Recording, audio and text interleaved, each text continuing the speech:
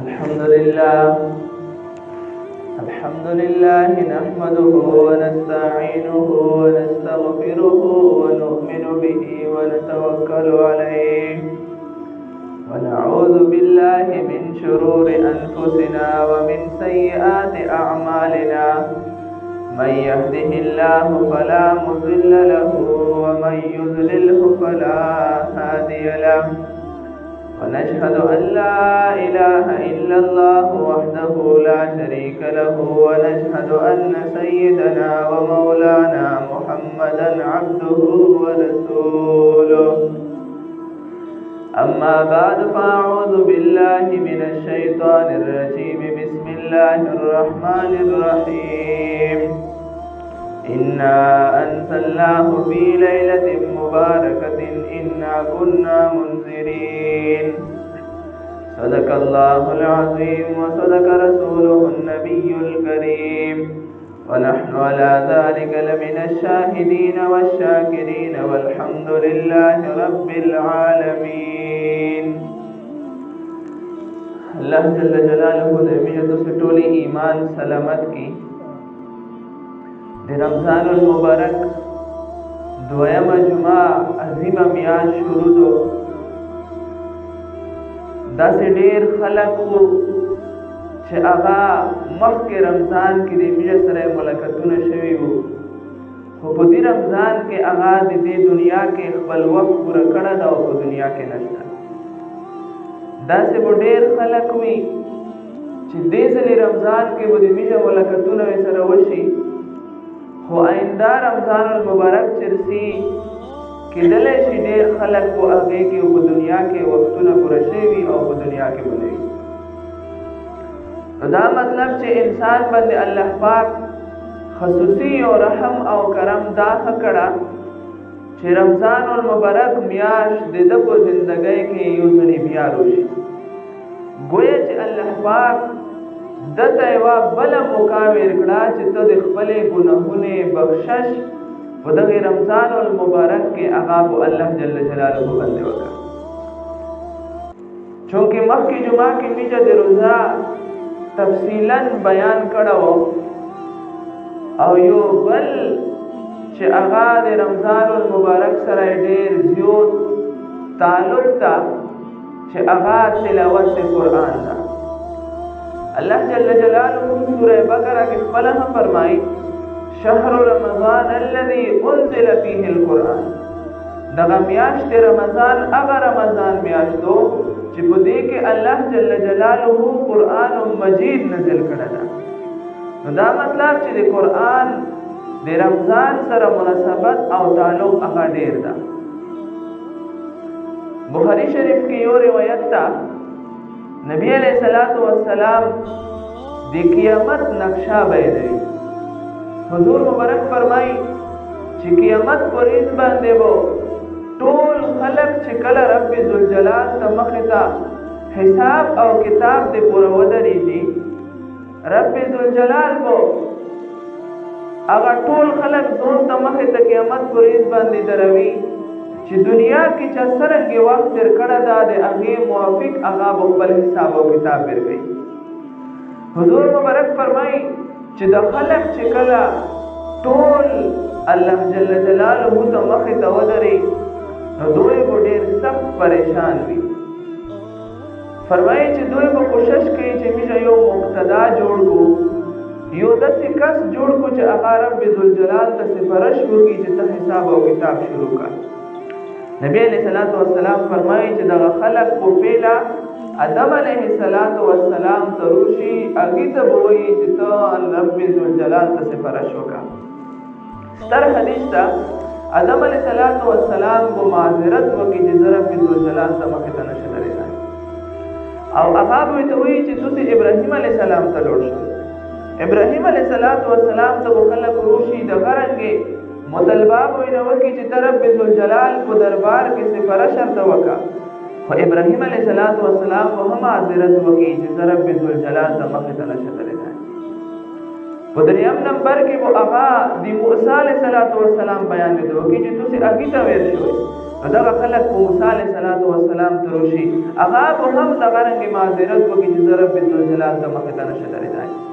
هغه موسی علیه السلام خو د عیسی علیه السلام باره کې ورته وایي د ټول خلق په عیسی علیه السلام تروشي هغې ته به وایي چې ته رب ذوالجلال ته سفارش وکړه. عیسی علیه السلام به معذرت وکړي چې زه رب ذوالجلال ته مخې ته نشه درېدای.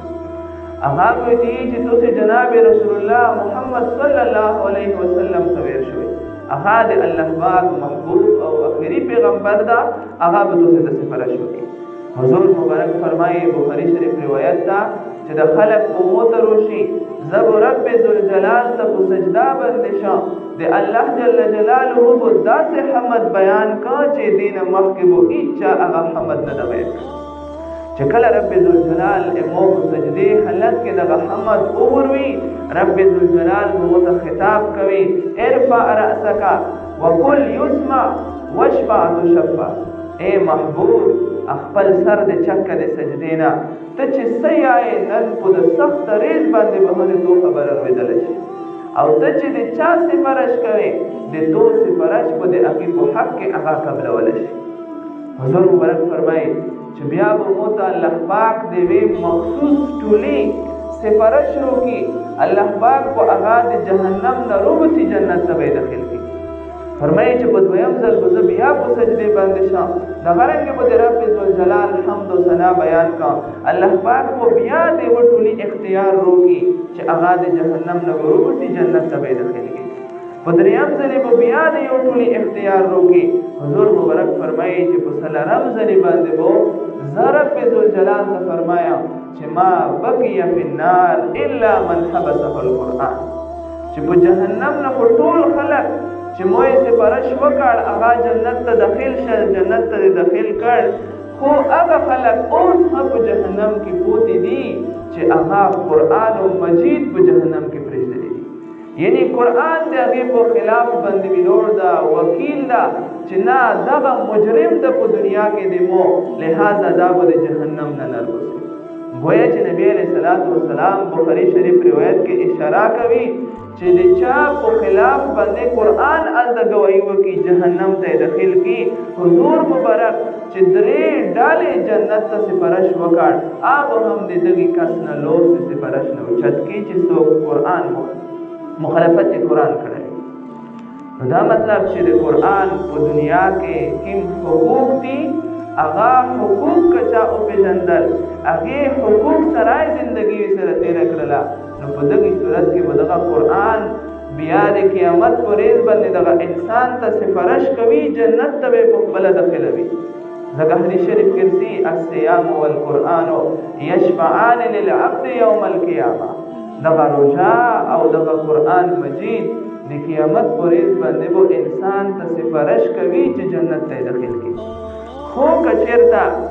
دغه خلق په دنیا کې د قرآن حقوق نه وپېژني د قرآن حقوق ادا نه کړي نو رب ذوالجلال به د دوی په خلاف باندې قرآن ګواهي ورته کوي او هغې ګواهۍ په وجه باندې به دغه خلق حضور مبارک په سفارش کې به نرسي او په جهنم کې هغه صفه کوي. دې وجه نه په دنیا کې د قرآن حقوق پېژندل هغه ضروري دي. د قرآن پهله نمبر حق دا ده چې په قرآن باندې به د مینه تاسې ټولې ایمان چې دا د رب ذوالجلال کتاب ده د جبرائیل علیه السلام په ذریعې سره نبی علیه السلام ته الله پاک دنیا ته نازل کړه د الله پاک کلام ده. دغه رنګې په قرآن باندې ایمان مطلب دا ده چې د میش به دغه عقیده وي چې دغه قرآن مجید په 30 سپارې باندې مشتمل ده د 30 نه کامې دي او نه د 30 نه زیاتې دي. دغه رنګې په قرآن باندې میشه دغه هم ایمان وي چې د نبی علیه السلام زمانې نه ونسا اوسه پرې یا دغه رنګې تا قیامت دغه قرآن د هر قسم زبر زیر پیش غلطۍ نه هغه محفوظ ده. رب ذوالجلال قرآن کې بیان کوي انا نحن نزلنا الذکر و انا له لحافظون. الله پاک فرمایي عربي زبان کې الله پاک ډېر انتهایی تاکید کړی ده په دغې آیت کې. الله پاک فرمایي انا بشک میشا نحنو ها بشک میشا بیا نزلنا بشک مجر نزل کړه یعنی الله پاک بار بار دغه اشاره کوي چې دغه قران دنیا ته مجر نزل کړه دا او بیا په اخر کې آیت کې بیا فرمایي و انا بشک مجر حافظون دغه قران په یعنی الله پاک دغه قران حفاظت زما په خپل او پستو ذکر رب ذوالجلال کلام دا سو اکمخ کې یو عیسائی په لندن کې هغه مسلمان شو نو هغه درې کتابونه د انجیل ولا او درې کتابونه د قران ولا روغستل د لندن په غاړ چوک کې ودرېداله او اعلان یې وکړ ټول عیسایون یې چیلنج کړ چې ټول خلک په دنیا کې دغه دعوا کوي چې عیسایت په حق ده مسلمانان یې چې نه اسلام په حق ده يهود یې چې نه د میږ خپل مذهب په حق ده خو حقیقت دا ده هغه عیسائی مسلمان شو چې په ټولې دینونو کې موجوده دین اسلام هغه حق دین ده په هغې باندې دلیل یو قرآن یو انجیل کتاب یې اوچت کړ کلوز کې چې دا هغه انجیل ده چې 500 سال مخکې هغه کارخانې نه چپ شوی ده بل کتاب یې اوچت کړ چې دا دویم هغه انجیل ده چې 100 سال مخکې د مکتبې نه د کارخانې نه چپ شوی ده او بیا یو اخري بل انجیل کتاب اوچت کړ چې دغه انجیل سورې مخکې هغه په کارخانې باندې چپ شوی ده خو دا درې وړه انجیل چې وکسې د دوی په ټولې مانس کې د اسمان او د ځمکې فرق موجود ده او بیا هغې نه پس د قرآن راوستل چې دا یو قرآن ده چې 500 سال مخکې هغه لیکله شوی ده بل قرآن یې راوستل چې دا 100 سال مخکې هغه د کارخانې نه چپ شوی ده او بیا یې اخري یو بل قرآن راوستل چې دا سورې مخکې د کارخانې نه راغله ده دغه درې وړه قرآن مجید ته ټول وخت د زبر زیر پیش غلطي پکې نشته نو پته ولګېده چې اسلام مذهب چې الله پاک خپله فرمایي چې وانا له لحافظون د دغه قرآن حفاظت موږ په خپله کوو د هر قسم غلطۍ نه هغه به محفوظ وي 1400 سال مخکې قرآن مجید چې کوم نازل شوی ده اوسه پرې په اسلام باندې څومره مشکل څومره سخت حالات ارغلي دي بیا ها قرآن په هغې حالت کې د موږ سره محفوظ ده دا د موږ د اسلام د دین اسلام مذهب حقانیت ده روس کې د نن نه تقریبا 105 سال مخکې چې کله سوشلیزم نظام قایم شال نو د روس چې څومره حکمرانون وو هغې ټولې په متفقه فیصله وکړه چې په روس کې به د اسلام او د قرآن نام و نشان مکمل ختم چونکه د قرآن زما رب ذوالجلال په خپله خوښتې و انا له لحافظون دې وجې نه کیم خلکې چې قرآن ختمولې کوشش کول رب ذوالجلال هغه ختم کړ خو قرآن اوس په بقي ده چې کله دوی دغه فیصله وکړه چې موږ به د قرآن او د اسلام نوم مکمل ختمو نو سوشلیزم نظام په بنیاد باندې دوی دغه قوانین جاری کړ په روس کې چې څوک په د قرآن تعلیم هیڅ چاته نه ورکوي او مسجدونه چې څومره وو د مسلمانانو والا هغه یې په سینماګرو باندې بدل کړ هغې کې ویسیرونه ټي وي ولګول مسلمانانو باندې سختې پابندۍ ولګولې او مدرسې چې څومره وې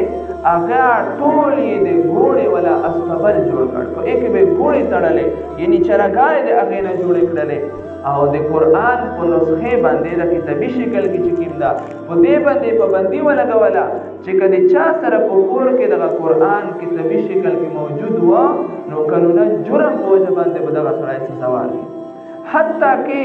چې عربي رسم الخط چې عربي زبان کې که هغه دعا ویلې نه وي نو په هغې باندې هم پابندي ولګوله چې داسې کتاب چې هغه په عربي زبان کې وي هغه به څوک دوسره په کور کې نه پرېږدي نو کتاب لیکلی چې 70 سال دغه طویل ظالمانه حکومت دوی دغه کوشش لګې کړی و 70 سال یې دغه په مسلمانانو باندې تیر کړ چې مسجدونه سینماګر وو مدارس هغه د ګوړې والا کورونه یې نه جوړ کړي وو قرآن مجید باندې مکمل پابندي وه حتی کې چې کتاب لیکلی چې بل وړوکي ماشوم بچي ته به د کلمه نشو ور زده کولی خو چې کله روس ستر تاریخ ده او چې کله روس هغه ټوکړې ټوکړې شاله دوی ریاست دوی چې کوم حکمرانان او کوم حکومت یو آی ختم شال نو کتاب لیکلی چې انته کې چې کوم نږدې ملکونه او هغه کې علما کرام وو چې روس کې هجوم کې ډېر سخت ظلم 70 سال طویل ظلم وشال نو میجا به یو میټینګ وکړي دې پورا چې روس کې چې کوم مسلمانان دي هغه باندې چونکې تکلیفات ډېر تیر شل د اسلام سره تعلق دی هغه صرف د نومې پوتې شو دا نور حقیقت د اسلام د هغه نه ير شو دا نو موږ په داسې طریقې کار کوو چې بیا د خلک اسلام طرف تر جوړاو دغه میټینګ چې استاد علما کرام په خپل ماس کې فیصله وکړه چې شروعات په څه شي باندې وو نو فیصله په دې وشو چې شروعات په دې وشي چې جلسه د کیږي د حسن قرات ولا قرآن حضرات اغا برسی د مجمع مخ ته تلاوت کیږي چونکه قرآن اغا انقلابی کتاب دا څوک چې د هغه ولا تلاوت وروي په خوږ زبان کې خوان ور کوي نو دغه خلق بیا اسلام طرف ته اغا انځي شي نو دوی کتاب لیکلی چې دغه د ازبکستان علما خیال داو چې میجه به اعلان وکړو چې څومره قرا یا حفاظ کرام په روس کې موجود دي هغه میجه ته نمونه راکوي چې هر یو کس کرسی په سټیج باندې په تلاوت کوي خلک ته په تلاوت کوي نو د هغه وهم ګمان داو چونکه 70 سال ظلم تیر شو د اسلام په خلاف چې ته 70 یا 100 کسان وی نور خلک په حافظون نوي لہذا درې دې کې به دغه 70 کسان تلاوتونه وکړي اجتماع به ختم او کتاب لیکلی چې کله دوی وخت متعین کړ تاریخ متعین کړ او نومې ارتلل شروع شل چې زه حافظ جنما مې ولې تلاوت کوم زه حافظ جنما مې ولې تلاوت کوم حتی کې چې مجمع دمره زیاته مجمع د مشمې وا چې د شی لګولې زوی نو او سټیج سیکریټري سټیج تروال اعلان یې وکړ چې زه معذرت کوم تاسو ټول ته مش چې کوم اعلان کړو د خپل وهم ګمان مطابق چې 70 یا 100 کسان وو پوتې وي ځکه روس کې په قرآن باندې پابندي وا په اسلام باندې پابندي وا الته په اوس چې مشته کوم نومونه ورسېدل هغه په 8000 باندې هوښت نو ګویا چې کوم ملک 70 ساله طویل ظلم په اسلام باندې پابندي د قرآن په تعلیم باندې پابندي الته چې د خلک ذهنونه جوړو چې 70 یا 100 کسان په حافظون بودي وي الته اوته زره نه زیات خلک حافظون موجود انسان به سوچ کوي چې بدای چیرته دروه د زمکه نه وروتل کده اسمان نه روندر نازل شل نو کتاب لیکلی چې هغه خلک طریقې کار داسې وکړ چې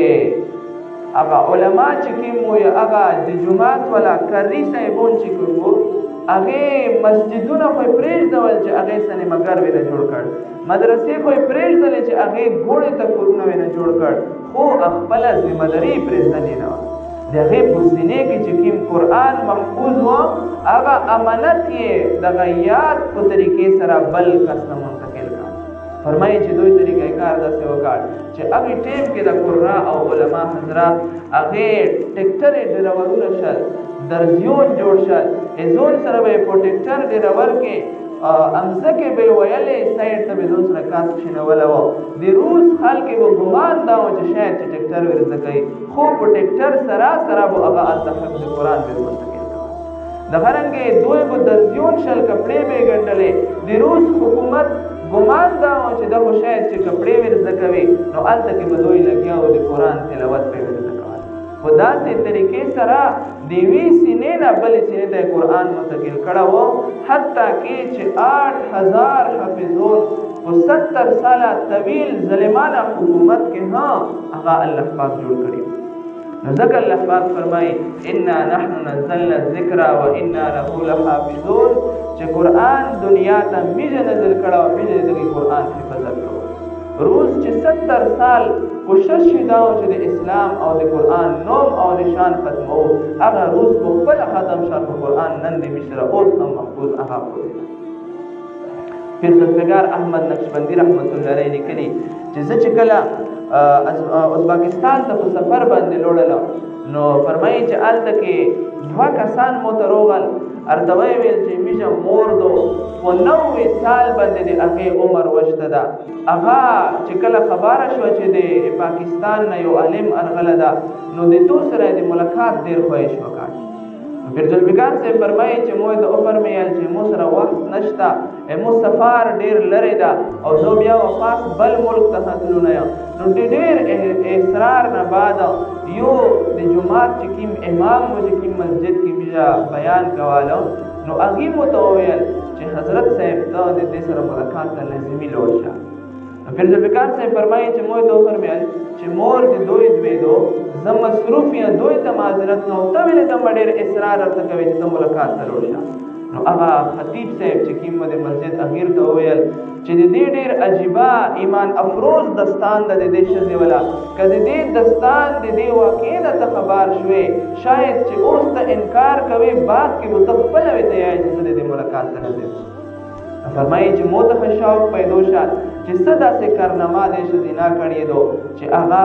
خلک سعادت شمېروي چې مې د دې سره ملاقات وکړو. فرمایي چې هغې نه پس ته وفرمیل چې کله روس کې دغه 70 سال پابندي شروع شوې وه، پیله پابندي چې شروع کېدله د دغې ښځینه عمر هغه 17 سال و.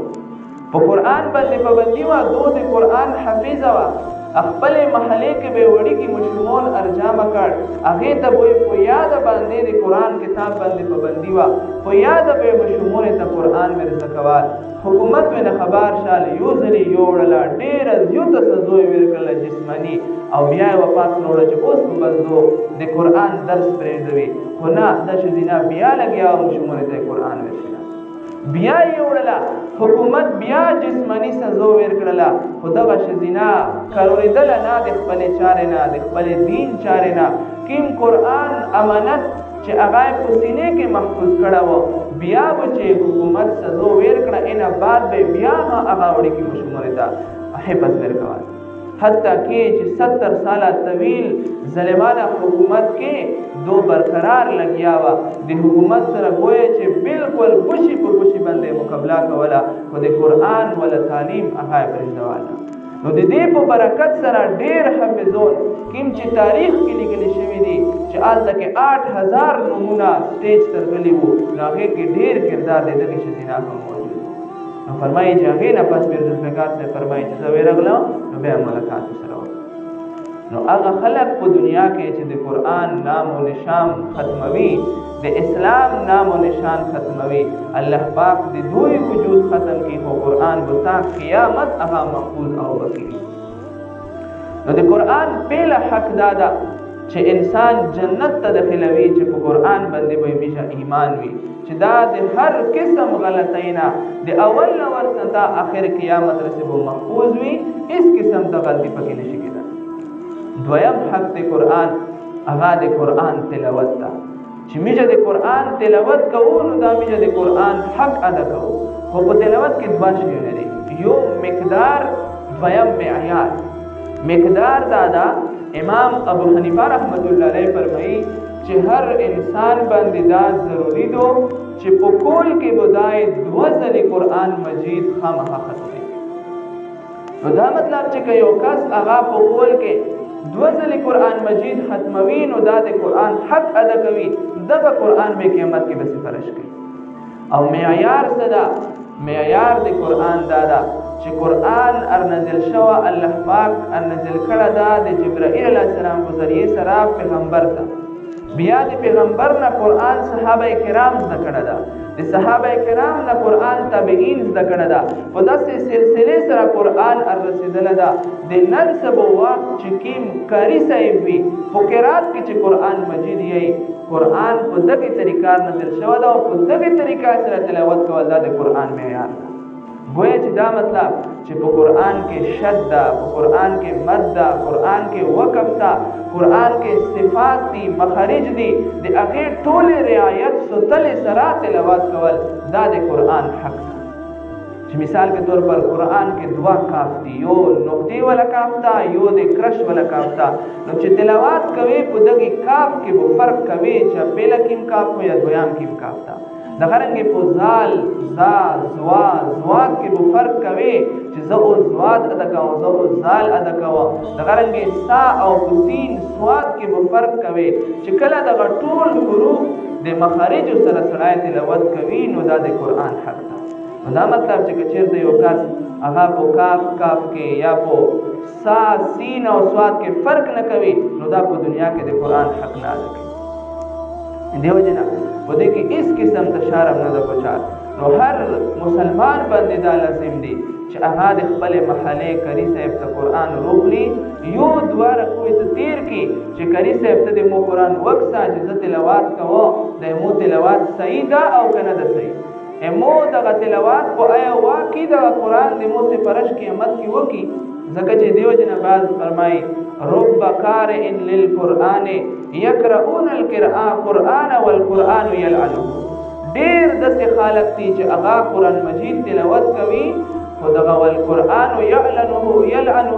قرآن په هغې باندې لعنت یایي چې لعنت کوي په تو باندې چې د کوم څه تلاوت کوي د مولا نو دیو جنا د قرآن مقدار سراسره چې په کور کې دوه ځلې ختمول دي دغه رنګې معیار ښه ضروري ده چې هغه د قرآن کوم صفات دي کوم مخارج دي د هغې موافق تلاوت وکوي نو دا د قرآن حق ده او بل د قرآن حق هغه حفظ ده دریم حق چې په هر مسلمان باندې دا لازم دی چې دمره قرآن حساب و یدوي چې دا په لمونځه کې فرض قرات باندې کولی شي مثال کے طور پر ټولو نه زیات رکعتونه د لمونځه هغه د مشپشین 10 رکعاته نو دمره تلاوت ضروری ده چې ته دغه 10 رکعاته تلاوت هغه هر رکعت کې د 3 نه زیات آیتونه پکې وایي شي ځکه 3 نه کم آیتونه باندې هغه بیا الموت نه صحیح کېږي سلام حق د قرآن چې قرآن سړی سمجھ وکړي چې قرآن کې څه شی دی الله پاک دا قرآن چې دنیا تر لږه ده د قرآن کې موجود څه شی دی مثال کے طور پر نن سبا موبایل چې کوم د انسان ډېر زیات محبت دی سره کله مې چې په لمانځه باندې ویلوړو او وایبریشن مې چې په لمانځه کې وشي نو په لمانځه کې باوجود دې چې رب ذوالجلال ته مخې ته ویلوړو امیجه ذهن دې طرف ته ډایرکټ لوړ شي چې د چا میسج د چا پیغام مو درکله ده خو چې څرنګه سلام اړوو ډایرکټ موبایل ارکولو د دنیا والا پیغام د دنیا والا میسج نه ډایرکټ کړو چې چا میسج رسوله یا مثال کے طور پر مخ کے زمانے کے چې کله تعلیم ډیر انتهایی کام وو چې د پوکلی کې به یو کس و چې هغې ته به اردو ورتله د خط او د کتابت ول سلسله به موبایل نه وو چې کله به خپل ورور یا زوی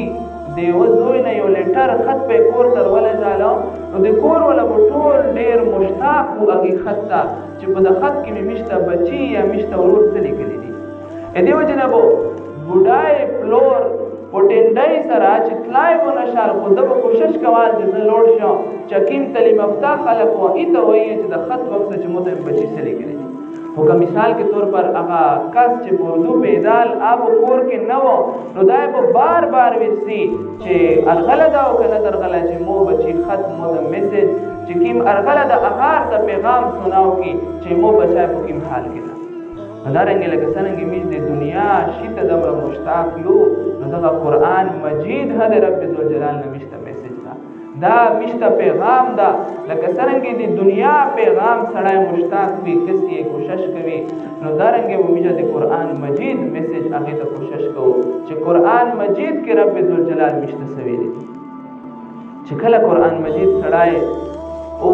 وایي په معنی سره د عالم نه او په پوه شعر باندې د صفات او د مخارجو سره تلاوت کوي نو د داسې قرآن لذت انسان ته به محسوسېږي